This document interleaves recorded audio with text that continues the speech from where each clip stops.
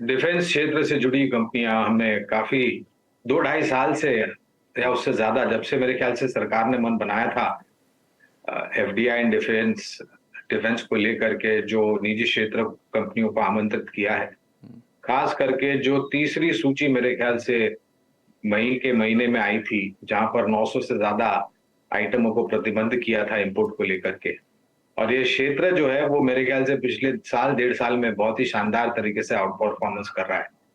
माननीय वित्त मंत्री जी श्रीमती निर्मला सीतारामन जी ने अपने एक बयान में ये भी टिप्पणी करी थी कि डिफेंस से जुड़ा हुआ जो हमारे देश में प्रोडक्शन हो रहा है वो करीबन 1 लाख करोड़ के पार पहुंच चुका है, और ये एक मात्र शुरुआत है। तो इसी क्षेत्र से जुड़ी हुई एक कंपनी है बीईएल।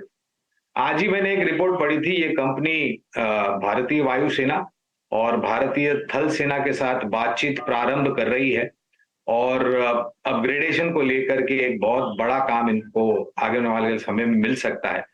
ऑर्डर बुक भी काफी सक्षम है, और एग्जीक्यूशन रन रेट जो कि मेरे लिए सबसे ज्यादा महत्वपूर्ण है, क्योंकि अगर आप एग्जीक्यूट नहीं करते ऑर्डर बुक तो आमदनी में तब्दीलियत नहीं होती और फिर मुनाफे के आंकड़े निराश करते हैं। तो ये सभी मापदंड में हमें ये कंपनी पसंद आती है।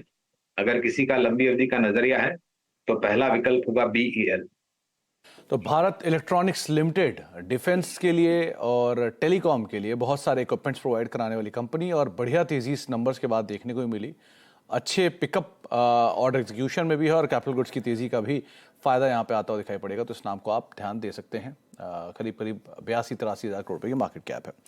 सिद्धार्थ सर, आपकी तरफ से पहला नाम। जी सुमित, अगर आप जो अर्निंग सीजन को देखें तो दो सेक्टर ने काफी स्ट्रॉन्ग ग्रोथ दिया है। एक तो बैंक्स और दूसरा था ऑटो सेक्टर। अगर ओवरऑल सेक्टर की बात करें तो वॉल्यूम्स अक्रॉस सेगमेंट अच्छी ग्रोथ देखने को मिली। ओवरऑल अर्निंग्स जो है वो काफी बेटर थी ऑटो सेक्टर में, और जैसे मैंने बोला हूँ अक्रॉस सेगमेंट। और वहीं से मेरा जो पिक है वो है Tata Motors. After a long time, जो 2-3 साल के जो सप्लाई इश्यूज और जो ग्लोबल स्लोडाउन को फेस करने के बाद अब ये जो कंपनी है एक डोमेस्टिक बिजनेस में काफी स्ट्रॉन्ग ग्रोथ दिखा रही है। यूवीज में अच्छी ग्रोथ है, नए मॉडल्स लॉन्च किया है, और उनका जो ईवी पेनिट्रेशन है वो काफी अच्छा है। इंडिया में तो 80% मार्केट शेयर है टाटा मोटर्स का ईवी में। तो ओवरऑल जो हमें लगता है कि अब इस साल एक जो सीवी साइकिल रिकवरी है वो काफी बेटर होगा पैसेंजर व्हीकल्स ग्रोथ से, तो उसका बेनिफिट भी टाटा मोटर्स को मिलेगा। कंपनीज के जो नए मॉडल्स हैं जो यूवी सेगमेंट में, उसमें काफी बेनिफिट मिलेगा। रॉ मटेरियल प्राइसेस कम हुए हैं और जो सेमीकंडक्टर चिप अवेलेबिलिटी है वो काफी इंप्रूव हुआ है।